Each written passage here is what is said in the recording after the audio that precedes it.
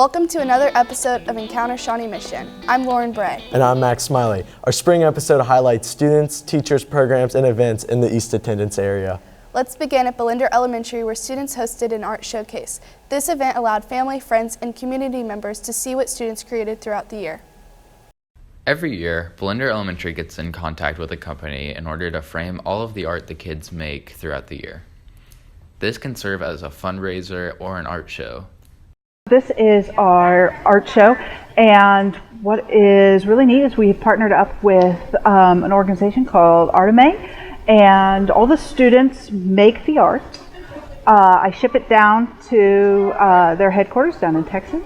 They frame everything in these just beautiful frames here, and then they come up and set up the display for us, help us man the show. Then the frames are for sale. The artwork is for sale in the frame. Any artwork that isn't sold then gets shipped back up here unframed. So it's also a fundraiser and an art show. It's really successful and great opportunity for the kids. So the kids absolutely love making their artwork in the classroom. What's wonderful about having an art show is it really features their creativity, features their efforts that they've done in the classroom. They get to bring their parents in and honor that creative process as a display. Displaying, art is sort of the final finishing touch to the creative process. So this is a great way to celebrate the students' creativity and art in general. For Encounter Shawnee Mission, I'm Brett Penland with Tate Nice.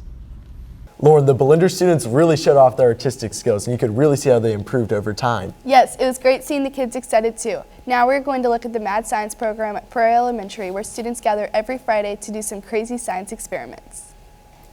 Prairie Elementary students are eager to learn more about science at the popular after-school Mad Science program. Students expand their science skills and knowledge with fun experiments. If you think it's in this cup, raise your hand. If you think it's in this cup, raise your hand. Okay, overwhelming. Let's check, okay? My favorite part about science is how creative you get to be. I like all the experiments you get to do. I like that every class is different in the experiments we do and how many different types of science we get to explore. Learning about mixtures, solutions, matter, and gravity, atmosphere, anything to do with just matter. I probably like science more now that I'm older, which I think is part of the reason that I wanted to do it, because I was not a big science person when I was in elementary school, so I want other kids to, have the positive experience with science that I did not have. Well, you get to do fun experiments that end up either doing something totally unexpected or something that goes right. Every after-school meeting has a new lesson. Today, students learn about properties of water and how to build reflection boxes. I like kids, and I like the fact that I get to go to a different elementary school every week and teach them about science and have fun with them after school. For Encounter Shawnee Mission, I'm Max Smiley with Lauren Bray. Wow, Lauren, now that's some mad science, but you can't be a mad scientist all the time. That's true, so let's hop over to Highlands Elementary and share some love during the annual Valentine's Day party. Everyone loves a good party, especially on Valentine's Day, a day about showing kindness and appreciation for fellow students and teachers. And at Highlands Elementary, every Valentine's Day, each grade hosts a party to play games, exchange cards, and eat candy. We're about to head into Mrs. Fall's room to see what the first graders thought about the Valentine's Day party. Well, they are very, very excited for Valentine's Day. It's one of their favorite holidays. And in fact, fastest we were lined up from recess was to come in because they all came to the line going, party! We could not do this without the parents. Our parents are amazing and they do all the party planning. As far as helping out, everyone just kind of divides and conquers. For me, it's pretty easy. My wife kind of delegates what needs to be done. So, whether it's bringing balloons, organizing, taping, whatever it may be. So, yeah.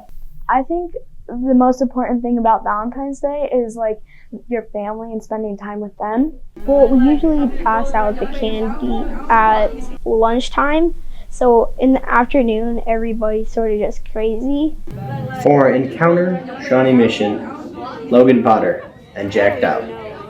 Valentine's Day is such an exciting day, and schools always make the celebration enjoyable for the students and parents. Highlands really knows how to spread the love and kindness. They also know how to make some cool Valentine's Day boxes too. Our next story takes us to Corinth Elementary, where McGuire and Michael spent an afternoon learning about the 6th grade Rube Goldberg machine project.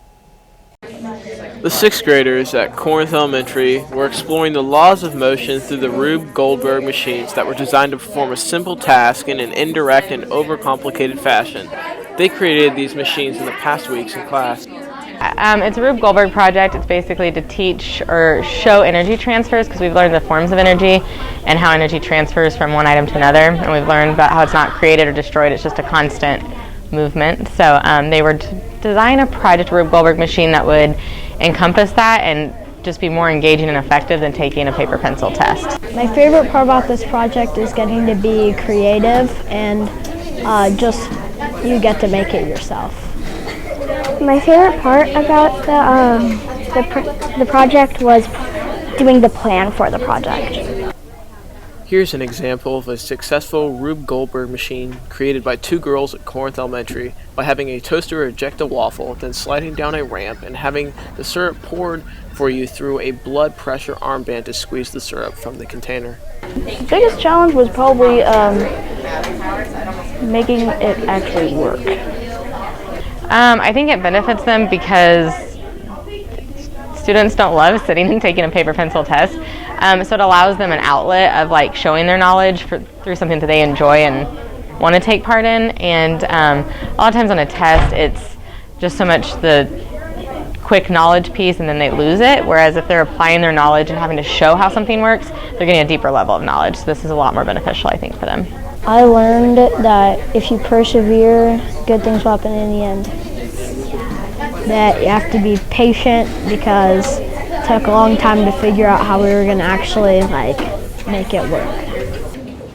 For Encounter Shawnee Mission, I am Michael Veneman with McGuire Hart. I always loved 6th grade science because we did so many fun hands-on projects like this. I know they certainly put in a lot of time and effort to create these cool Rube Goldberg projects. You know what else takes a lot of time and effort? The school carnival at Tomahawk Elementary. This annual event is a great way for the PTA to raise money for next year. Tomahawk Elementary's annual spring carnival on May 10th came and went as it always did, loud and proud.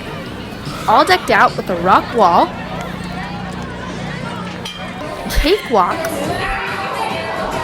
balloons, face paint, prizes, a DJ, and traditional carnival sweets.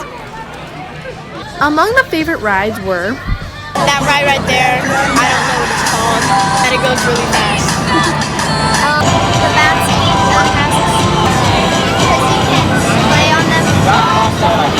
The spinning one over there was kind of scary, but not really besides that. And that was scary because like when you spin, I feel like I'm gonna maybe fall out on accident because it's going so fast. My favorite thing in the carnival is probably the cotton candy and the rock climbing ball. Tomahawk's Carnival has not only brought students who attend the elementary school together, but also an entire community together. It's pretty awesome. It's a really big deal in the district, and it's pretty amazing the amount of people that come out here for this, and it's the community, it's kids in the school, it's parents, just a lot of different people, so it's pretty amazing. It brings a lot of people together. For Encounter Shawnee Mission, I'm Liv Olson. Lauren, there is so much to do, and it looks like everyone had so much fun. Yes, it does, Max. Now let's move on to Briarwood Elementary, where 4th graders learned about Native Americans in their most recent social studies unit. On Monday, February 10th, Briarwood 4th graders held their powwow to celebrate their Native American study. The powwow is kind of like our culminating activity after we've done a unit of study on the Native American regions. We do legend sticks, we also make Iroquois masks, and they play Indian games. I'd say I'm most excited for the games because they could be really fun. I never heard of any. 4th graders studied the Native American tribes of a specific region in small groups. We did a lot of research on their anthropology, on how they live and their lifestyle and their families, and just their history and culture and stuff like that. And the kids fill out an organizer that's related to the elements of a culture, and they research information under each section, and then they make a storyboard or a triboard with their organizer and also illustration. Well, I was Northwest. I really liked learning about some of the different tools that they used to survive. Like they were the first Indians to use iron to make their tools, so it was easier for them to cut down trees. In addition to the powwow and regional projects, 4th grade Native American study includes field trips to the Shawnee Indian Mission and to Ernie Miller Park, the latter of which includes visiting with a Native American. So we kind of have it throughout the year, our Native American studies. For Encounter Shawnee Mission, I'm Wyatt Wimmer. The Briarwood Bulldogs did an outstanding job on their Native American unit. I really liked the arts project that went along with the lesson. I do too. Now let's pop on over to Shawnee Mission East for some jazz music. Sydney Williams brings us the story. Shawnee Mission East hosted their annual jazz night, a night where students from Indian Hills and East come together to put on a grand show. So every year we have jazz night, and it's a night where all the jazz bands at the high school and at the middle school come together, and for one night we put on a big show and just a big exposition of the jazz program in the East area. This is lovely and rose.